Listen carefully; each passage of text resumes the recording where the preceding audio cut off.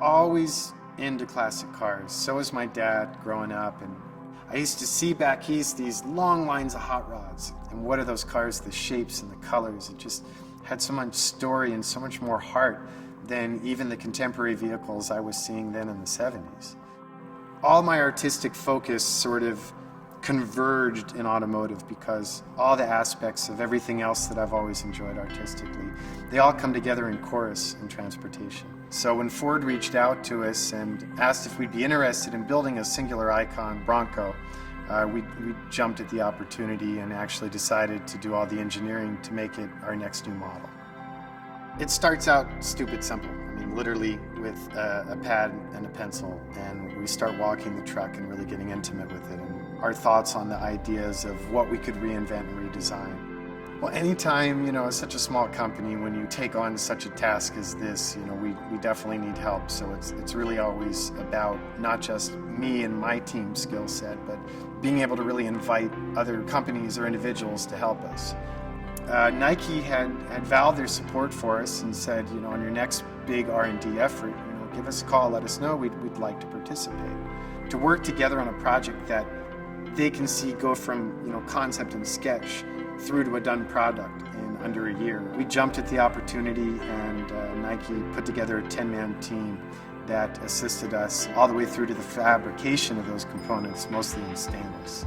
With our FJ and our CJ, we're able to have the bodies manufactured in aluminum brand new. So that gives us a lot more control over the process and all the changes in ergonomics. A unique challenge with the Bronco, though, is that we literally are buying premium condition, original, uncut vintage Broncos. And we bring them in and we liberate the body assembly from the original chassis. But we reuse all of the sheet metal of the vehicle and then add to that a high-end restoration of a vintage body. The range of appeal excites me. They're approachable, they're tactile, there's something that draws people to them. And obviously, a lot of that has to do with the fact that we're dealing with shapes and designs that are already part of the collective culture. I mean, they're ingrained in our hearts and minds and our memories. Everyone has some sort of life experience, and we've noticed with the Bronco that these seem to be even more deeply ingrained in everyone's history and life than the FJ or the CJ does.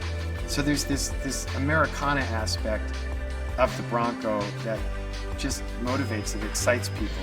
We want to build stuff we're proud of. We want to build vehicles that we really see will last for decades. A revival of a classic industrial design that's just so missing from modern high-volume transportation.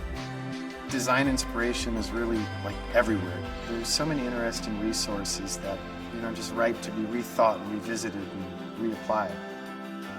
This is a passion-driven company, and I think the Bronco, the processes that we go through in creating it are pretty intensive, because you have the restoration as well as the re-engineering and the redesign all put together in this monstrous package. So it's definitely a labor of love.